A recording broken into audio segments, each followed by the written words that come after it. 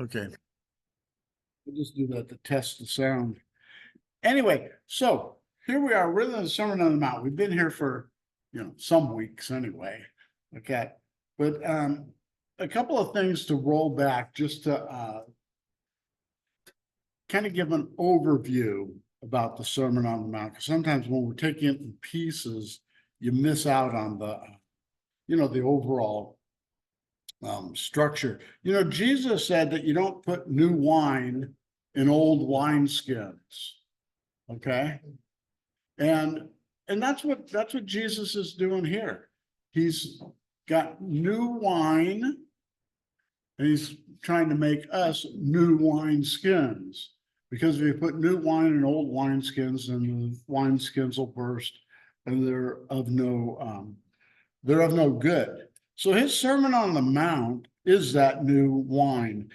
And it deals with many of the same topics as the prophets had taught, earlier. In fact, it's almost like the Sermon on the Mount is a commentary on a lot of the Old Testament, especially the book of Deuteronomy, especially Deuteronomy 6. As Jesus has just taken those same teachings, but it's like he's almost taking the rough edges off them so that they, it's coming from a new perspective. And the perspective is that of the Son of God. Okay. And, Son of God who's come to save us all, who prefers mercy over sacrifices. It says that somewhere in Hosea or one of those, Old Testament shorter prophets, where it says, God prefers mercy over sacrifice.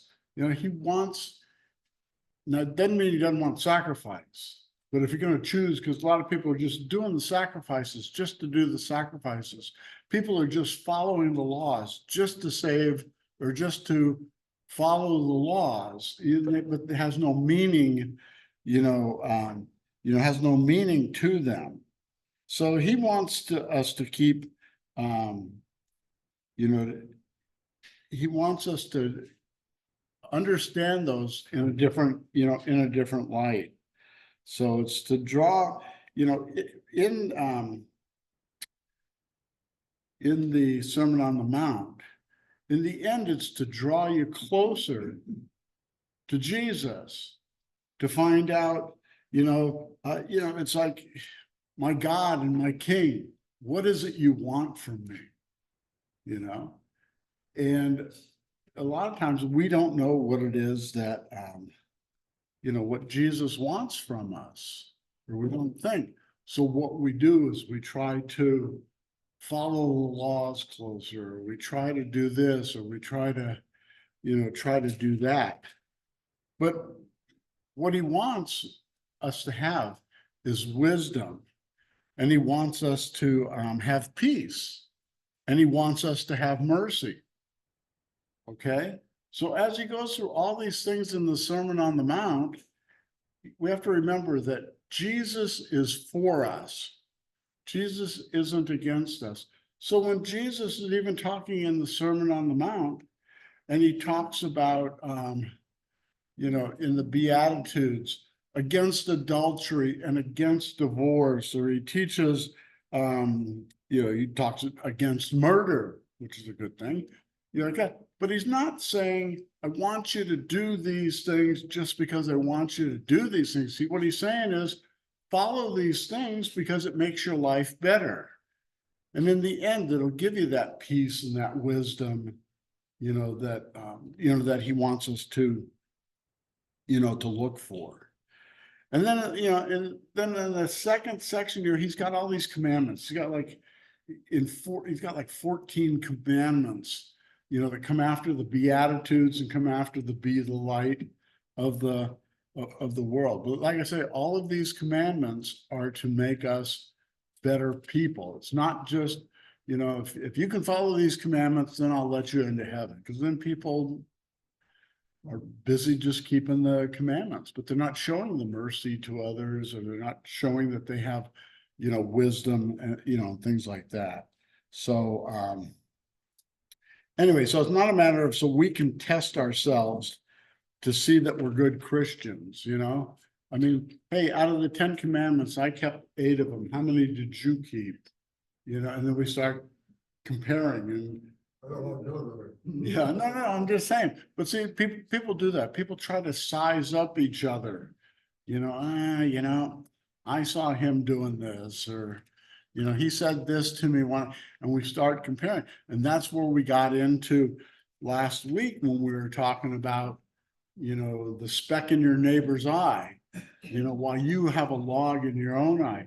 Yeah, it's good that I can see that you have faults in your life, but I'm not looking back at the faults in my own, you know, in my own life, you know? So, anyway, so that's what he's, you know, that's what he's doing here. And, you know, and I looked into a little bit more about that speck in the eye.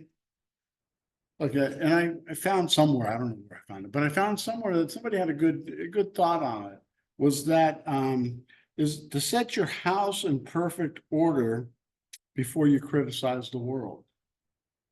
You know, just make sure that your life is on the up and up before you criticize, you know, the rest of the world. Like that. See, and I don't know, you know, I don't think it said, you know, in the text, you know, so the guy with the speck in his eye said, hey, look at the log in your eye. You know, Jesus is pointing it out and he says, you hypocrite, you know, but it's not a matter of that size, because the other person could just turn around and say the same thing, you know, about us. So we left off last week. Oh, let me see, hang on. We might make this fairly quick this week. I got aches. My hands hurt and my knees hurt. I don't know if I'm hoping it's the heat. Might be the weather. I mean, I'm hoping it's the weather. No, I'm just saying. What time are you milking now? What's that? What time of day are you milking? Yeah, really. No, yeah, I'm just hoping it's that, not like a case of arthritis or something. Yeah, so how is everybody hanging on with the heat? Okay? Like that? We haven't milked since yesterday. We haven't what? We haven't milked since yesterday. Yeah. Hmm. Anyway, we left off in Matthew, we're in Matthew 7. We're in verse 15. Before that, watch how wise I am. Before that, we were in verse 13, 12 and 13. You know, we're just talking about the narrow gate. You know, we talked about that, about Jesus saying, enter by the narrow gate, for the gate is wide and the way is easy that leads to destruction, and those who enter by it are many. And so what he's saying there, see, what he's saying is that this is the way the crowd goes. You know, the crowd goes this way. Don't go that way. How many times do we or others that we're trying to counsel that we see they're going this way? Well, why are you doing that? Well, because everybody knows that's the way to, you know, that's the go. Or that's, well, common sense says to do that. I don't know, how common is common sense? Not very common anymore.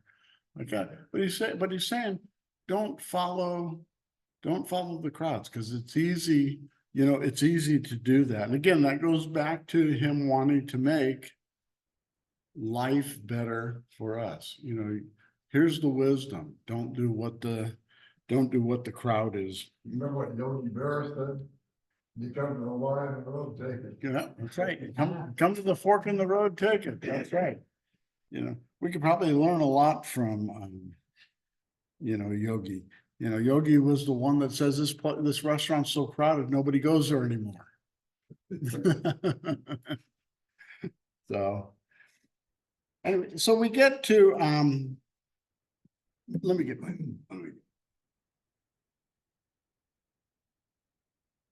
so Matthew chapter 7, remember it started out with, you know, don't judge others, you know, and hopefully we learned something from that. And it's hard to do. I mean, it really, really is. Hi.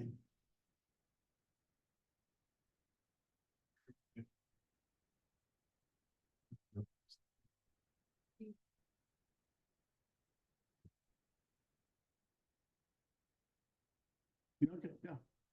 I'm sorry, Dave. What's that? Please, Yeah, no, that's fine. Anyway, so it started with the judging others. Anyway, when we get into verse 15, on your notes, I think it says, knowing a tree by its fruits. It says, beware of false prophets who come to you in sheep's clothing, but inwardly they are ravenous wolves.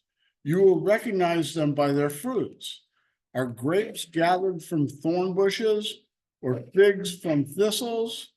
So every healthy tree bears good fruit, but the diseased tree bears bad fruit. A healthy tree cannot bear bad fruit, nor can a diseased tree bear good fruit. Every tree that does not bear good fruit is cut down and thrown into the fire. Thus you will recognize them by their fruit. Jesus somewhere talked about, elsewhere talked about, knowing people by their fruit. Fruit would be, Doings, pardon? what they do. What they do, what they say, what their motives might be. Got to remember, see, now here he's talking about, he says, beware of false prophets. So he's not just talking about your run-of-the-mill Christian who doesn't do things right. He's talking about false prophets, because the false prophets are the one, not just substitute term, false teachers, people that would lead other people astray. They're all over the place. They're all over the church. Now, again, remember, this would be in the context of the church. It would either be those in the church who are doing harm by being false teachers, or it would be people that are out on the perimeter of the church that want to take people away from the church. And so what they'll do is they'll act like they're Christians, like that. So the Mormon comes and knocks on your door, and he says, hey, let's talk about Jesus. Like that. And you go, who are you? Are you a Christian? He goes, yeah. Now, if you know anything about Mormonism, they're not Christians. They have a different Jesus. They have different teachings. Okay. They try to cover it up because they're like the sheep or the wolf in sheep's clothing. Pastor. Two Mormons came after Bible class one day, and they were all visiting us. And I talked to them, we kind of went out and talked to them about Jesus. But he said, what's your purpose? What are you doing? He said, I'm trying to do good things to become perfect. Right. And I said, there's only one who was perfect, that was Jesus. And then I would talk about the Lord. It's self-righteousness, earning something for good. Yeah. They thought, Yeah, and so we don't go too far with this. I mean, the people are great. They're great people. They're false teachers. They don't know that they're false teachers because they learn from false teachers. Right. Oh, I used to, years ago, 30 years ago, we used to wait for them, and I'd be out on the porch with them and I'd talk to them for an hour and a half. And they would stay and, we would talk in that. And I always tried to talk to the younger guy, the Jehovah's Witnesses and the Mormons and others, they usually have an older, well-seasoned guy, and then they got the kind of newer guy, and he's kind of learning as he, goes along. And always there's try to pick out the young one, and then the other one would get upset. But anyway, one time we're standing out there an hour and a half in the heat. It wasn't here, it was in Southern California, but in the heat, and we're talking, and then finally it was like, okay, we got to break up and go. And one guy said, he goes, well, is there anything you need or anything we can help you with? And I thought he's probably going to line up psychiatric care for me. you know? And all that, and I go, no, I go, like what? He goes, I don't know, he goes, you got anything in here, any furniture you need moved or anything in the yard you need? You know, then you feel like a real jerk, you know, after that. So if I ever talk about any of these groups, I'm just talking theologically on their teaching that they're wrong. The people themselves are, you know, great. But Mormons are a lot more personable than the Jehovah's Witnesses. You know, Jehovah's Witnesses are pretty dour people. But the thing is that they come, this is what he's talking about, false prophet, a wolf in sheep's clothing. These are people who deny the basic tenets of the Christian faith. They have the same glossary, they have the same vocabulary, but they use a different dictionary. So they define the terms differently when you talk about who is Jesus, what is salvation, you know, what is the grace that, you know, that God gives. And that's what Jesus is saying here. He says, you know, so beware of them. Now notice here, he says in 15, he says, beware of false prophets. That's you know, it's a given that there's going to be false prophets and you're going to run into them in your life, you know? So he's just saying, watch out. And then when he says you'll know them by their fruit, again, that kind of goes to their motivation. You know, some of these people, if they're trying to get you out of your church and into, you know, into their church, that's where that is. Today, they don't even have to come knocking on your door because there's so much false teaching that you see on the TV and the radio and some of these Christian stations or so-called Christian stations. And it's just, wow, where do they get that from? You know, so I mean, it just comes into our house, and then they use the internet just like we all do. But I mean, they use the internet because they know most people believe whatever they read on the internet. You know, and you just can't, because there's just so much false information of any kind, you know, that goes around on the, you know, on the internet. So let's see. You know, Paul talks about these people, these false prophets in 2 Corinthians. He says that they parade around like angels of light.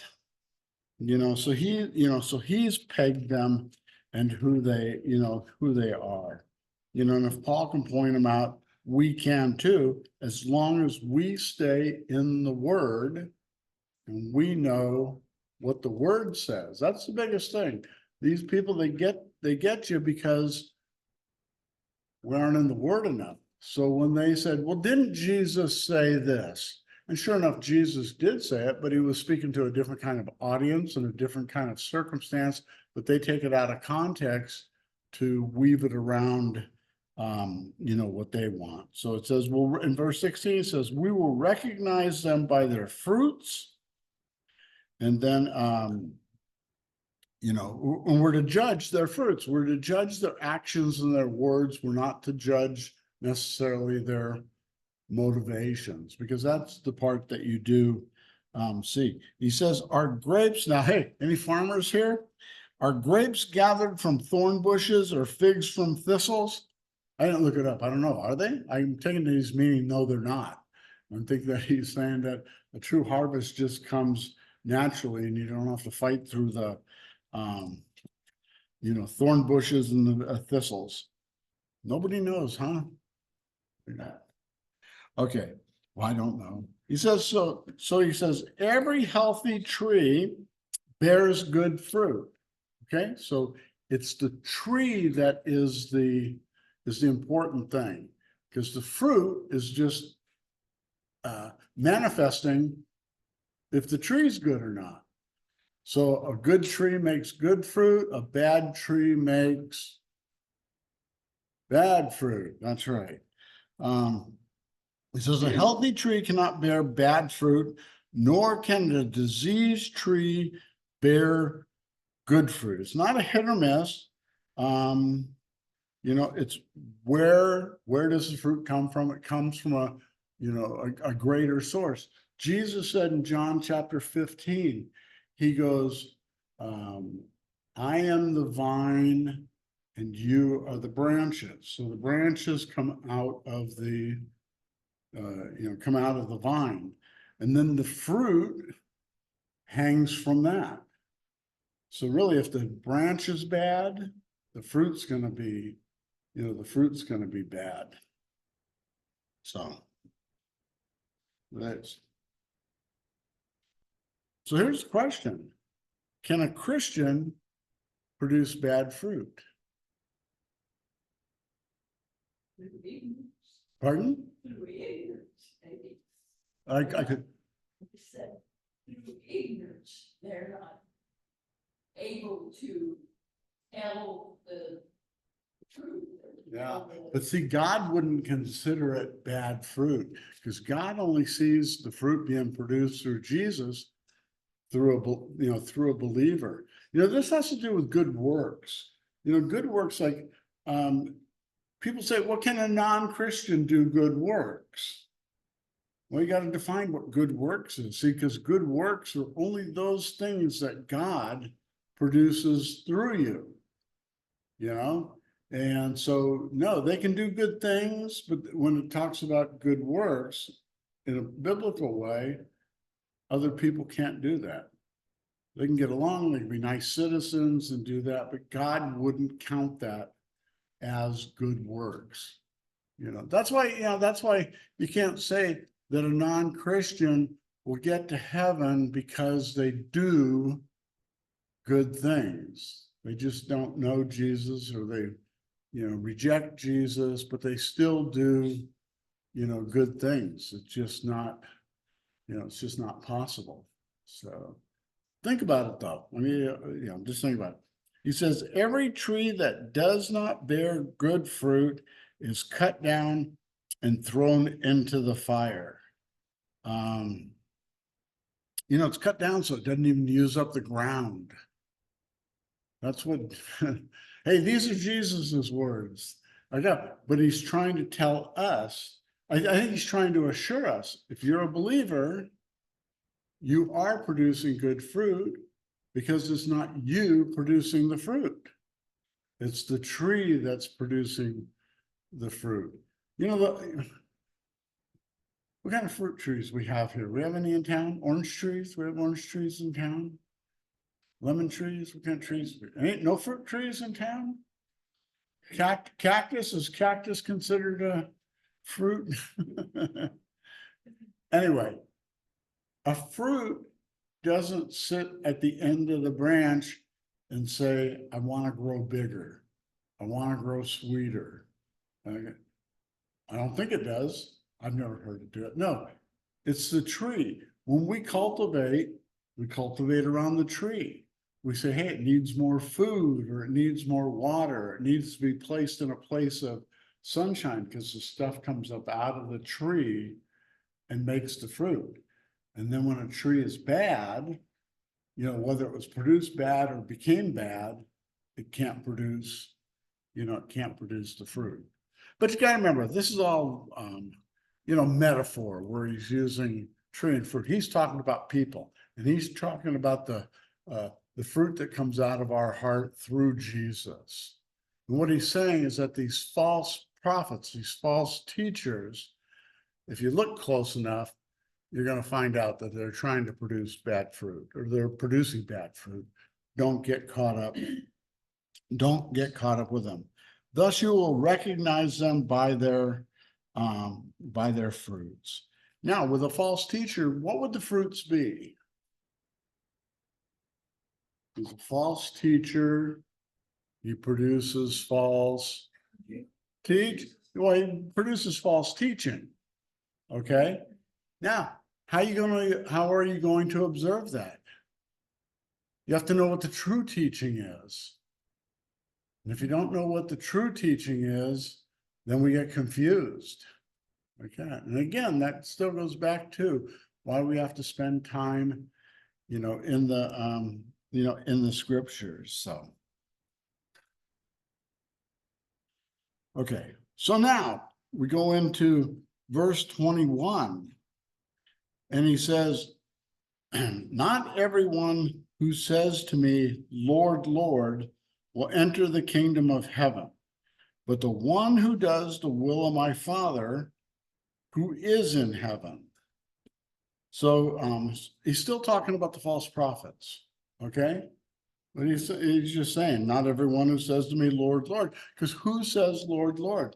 In Matthew 25, at the end of the chapter, where Jesus returns and he separates the sheep from the goats, and he says to the, goats, you've inherited the kingdom, and all of a sudden he says, and they say, well, wait a minute, what did we do? Because he says, when you saw that I was hungry, you fed me, and when you did this and that, because they didn't even know. They're just doing the good works, because that's what a good tree does. It produces the good fruit, and the fruit doesn't even know it's doing good work. But then when he turns to the goats, right after that, and he's casting them into eternal hell, and he says, because when you didn't do these things to me, and they say, well, wait, when did you see that we didn't do those things for you? Because they're keeping score. The other people, they're just living their life, doing their good fruit stuff. And the goats, they're keeping score. Okay, I got that good deed out of the way for the day. I opened the door for the little old lady. My good deeds are done. And I go out and I live my life for myself, after that. So when he's doing, when he's talking about that, he says to those people, when I forget exactly how it went, but anyway, but he says, you didn't do those things unto me. And they said, when did we not do them? And then he goes and he casts them into hell. So that's what he's evaluating as far as fruit go. So he says, not everyone who says to me, Lord, Lord, will enter the kingdom of heaven, but the one who does the will of my Father who is in heaven.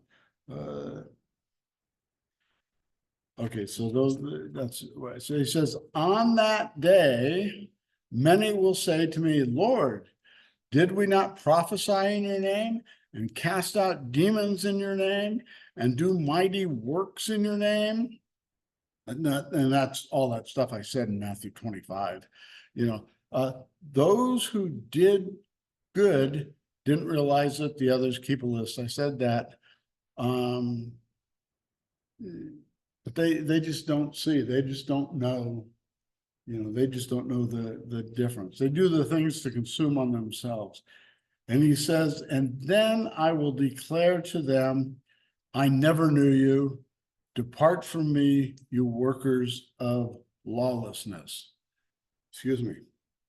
That's pretty harsh. People always like to talk about, well, at least Jesus isn't mean like the God of the Old Testament. And then you read stuff like this, and he's just as, if you want to say mean, he'd probably use a different word to describe himself. But I mean, the law is just as harsh on people, So it's a serious question. He goes, then I will declare, I never knew you. Depart from me, you workers of lawlessness. So how do we know we are not amongst those? How do we know we're not amongst those who have said, Lord, Lord, that he doesn't know us? Remember, well, think about it. Jesus is for us. So he's giving all these teachings because he's for us. So he's countering what the for us is against what these false prophets get, what the bad fruit get and all that. And again, it goes back to, do we have the qualities of the Beatitudes? At the beginning there, when he said, blessed are the merciful, blessed are the, whoever. See, those are all stations of attitudes that we have. not a station of actions, it's a station of attitudes. Are the things that we do merciful to others? Yeah, and whatever it is on that list. But Jesus is talking to people that, like I said, he's for. So he's not saying you, he's saying the false prophets. And I thought maybe you guys were gonna say something back there. I don't want to leave you guys where you're gonna go home with a black cloud over your head. So if you got a question, ask it now. It's just that it goes back to how you judge people's fruits. And if you know your Bible well enough and you know that God's for you, then you're fine. You know? Does anybody here not think God's for them? That Jesus is for them? You know, see, that's a strong thing to hang on to, you know. So, in fact, the next verses go right into that. In verse 24, he says, everyone then who hears these words of mine and does them will be like a wise man who built his house on a rock. Okay, and the rain fell and the floods came and the winds blew and beat on that house, but it did not fall because it had been founded on, on the rock. And everyone who hears these words of mine here and does not do them will be like a foolish man who built his house on the sand. And the rain fell and the floods came and the winds blew and beat against the house and it fell and great was the fall of it. Okay. Sounds like the Three Little Pigs to me. Somebody's huffing and puffing to do it. But he's saying, he goes, know my word, follow my word, and you're built on a good foundation. Now, the other part of our good foundation is our baptism. You know, The hymns, Christ. I'm sorry. The hymns. So, on Christ the solid rock. Right. Yeah. So if we're placing our trust, if we're placing our trust in God and in his word and not in other things, then we're safe. We're built on the solid foundation. He didn't say if you're built on the solid foundation, the storm's not going to come. He's saying if you're built on the solid foundation, you're going to withstand the storm. Okay? And that same storm that comes to the others, if they're not built on the solid rock, their foundation is going to wash away. So it's a matter of what we build our foundation on. And I spoke for those of you that were there on Friday at Masters Man. I spoke about it a little bit from what we were talking about in Revelation 13. But I also brought up about, election season. And oh, how we love to count on the elections. If our guy gets elected, I don't care who your guy is, okay? But if our guy gets elected, all will be well. No, it won't. It's going to be the same old stuff. Because if we build our foundation on politics or what the culture is going to do, or that's the foundation that gets washed away, and we get washed away, get washed away with it. Okay. You gonna make a campaign for your guy? No. No, but you find that especially in modern politics, on certain people that they say, oh, he's trying to establish a legacy. Mhm. But the people that establish a legacy just do the job. And the legacy establishes itself. Right, but to start out to do everything because you want to establish a legacy is false Yeah, and usually doesn't come. yeah. So if you're, now remember, again, he's speaking against the false teachers. Okay, because Because Jesus knows, remember, Jesus knows these things. He knows he's going to the cross. He knows he's going away. So he's trying to give them fair warning, when I'm gone, make sure that you guys know what the truth is. And that comes from being a church body together and staying faithful to the word. And that if somebody comes in who is teaching falsely, that you recognize it. Paul said when he left Berea, that they checked him out. They weren't checking him out to find out where he was wrong or where we can one up him. They wanted to find out, did this guy say what the scriptures say? And if he says what the scriptures say, they can give him the right hand of fellowship. If not, he's getting the left foot of booted out of town like that. So we need to know that, Pastor Skip's on vacation, right now. No telling what kind of a radio show he'll listen to up in Canada there on his vacation. And he comes back and wants to teach us what that wise guy up there said. How do we know? How do we know that what he would be teaching is the truth? You open it up and you go, Pastor, it doesn't say that here. Can you show me where that comes from? But we have to know. And it's not a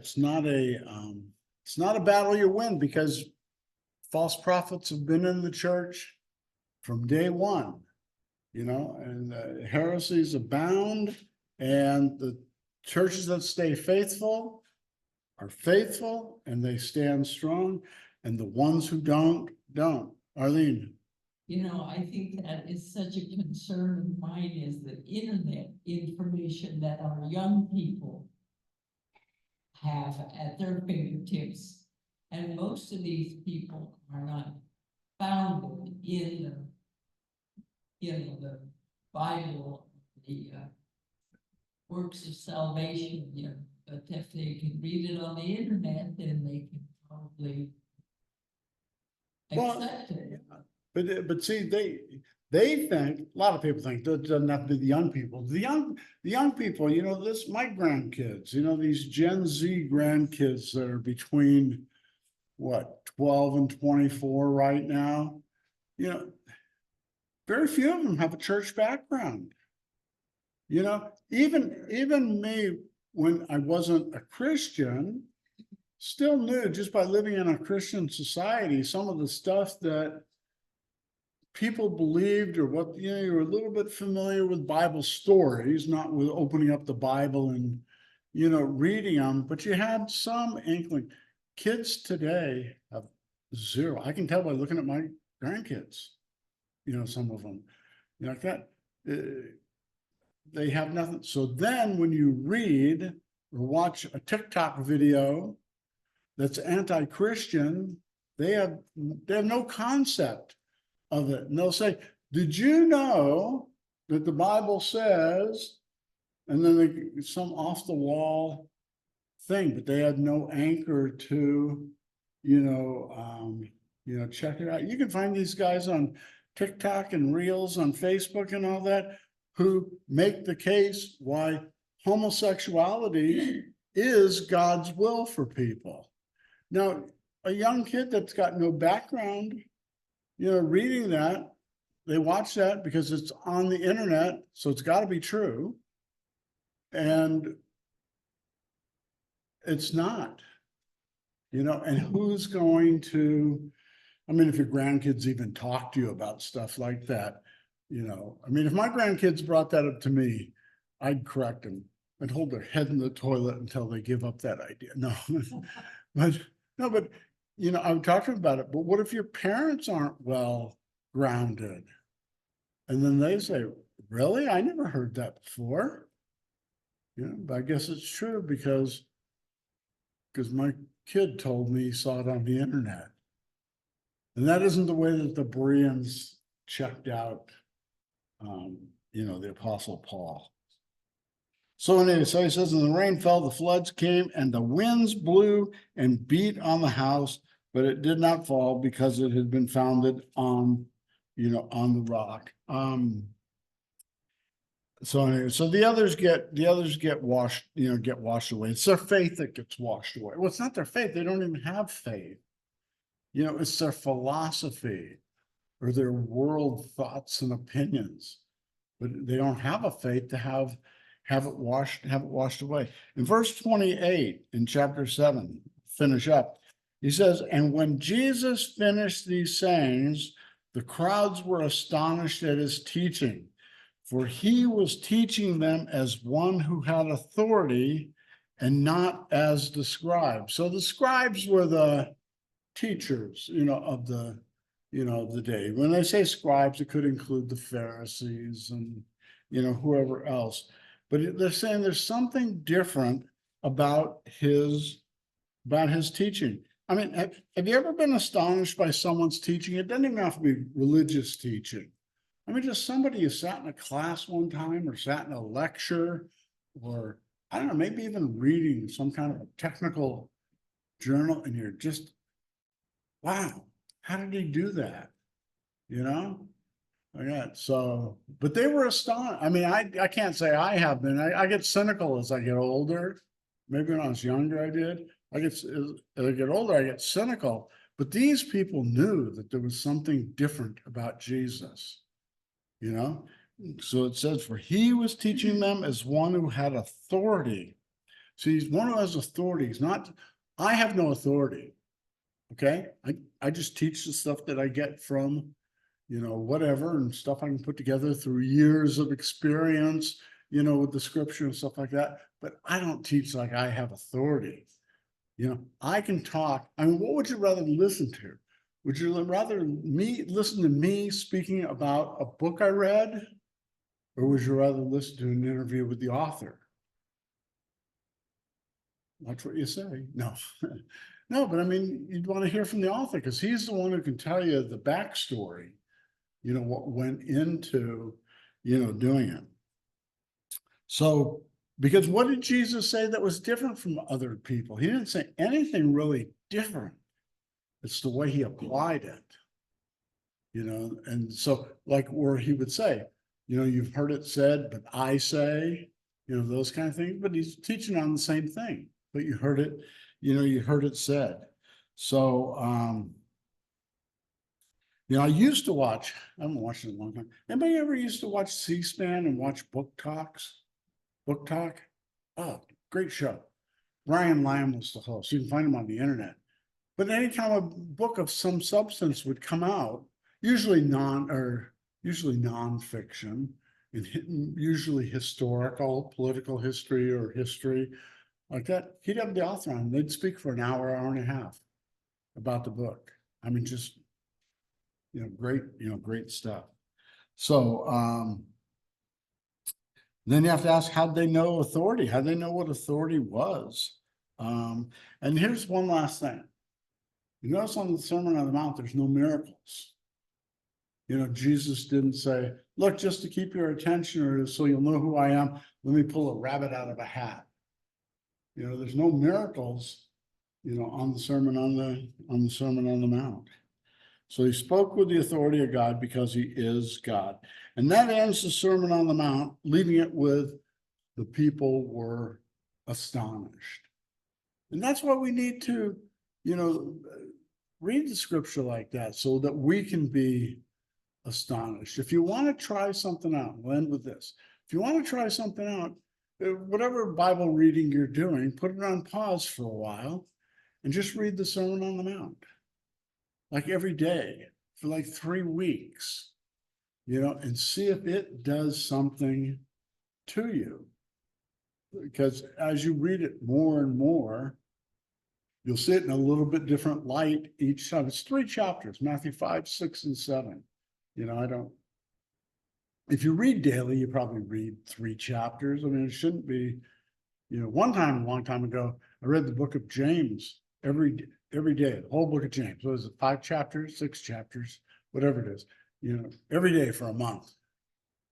Yeah, because the guy who was the general manager of the Orlando Magic wrote a book about the Bible or about, being a Christian and stuff like that. And he recommended doing that because he did it. And he said it changed his life. So me being a sheep, I did it also.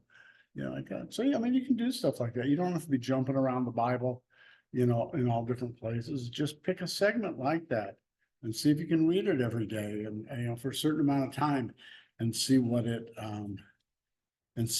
does. If you have your Bibles open and your chapter 7 goes right into chapter 8, it says, and when Jesus came down from the mountain.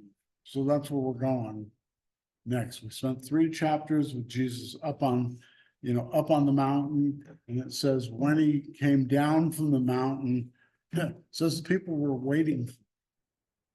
I mean, he can't get a break in what's happening, and it's going to get into his healing ministry and the way that he interacts with the different people. Any questions? They're gonna say that, knew that Jesus had authority. You're talking about the leopard in chapter 8? Yeah, I mean, that's the thing. Here's the thing. People, the general people, they knew who Jesus was. It was, well, I wasn't gonna say it's the leaders who don't know who he is. But I think they know who he is, but he's a threat to their authority and their power. So they're going to reject it. I mean, and that's what human nature is, that people reject what's good for them. I mean, we all do that. We drive too fast, we smoke, we drink, we eat too much. And just in our general daily, life habits and stuff like that, even though we know, there's probably not an unhealthy person someone who made themselves unhealthy, didn't know that they were making themselves unhealthy. But we just can't, do it. Maybe that's when we get astonished, the day that we wake up and we realize there are people that have wisdom and have authority, and maybe we should listen to them. But no, Pastor Callio, your point's well taken. They come down and the people, they know who he is. Now they still strung him up. I mean, no matter how we try to twist it and stuff like that, Jesus still got crucified. And even with crowds, whether they're the same crowds, different crowds, who knows? Even with crowds calling out, crucify him. But again, that shows the heart, shows the heart of man. Shows the heart of man, shows the power of Satan. What are you gonna do? Okay, well, let's close with the Lord's Prayer. Let me turn this off real quick here. If I can see my buttons. Let's see.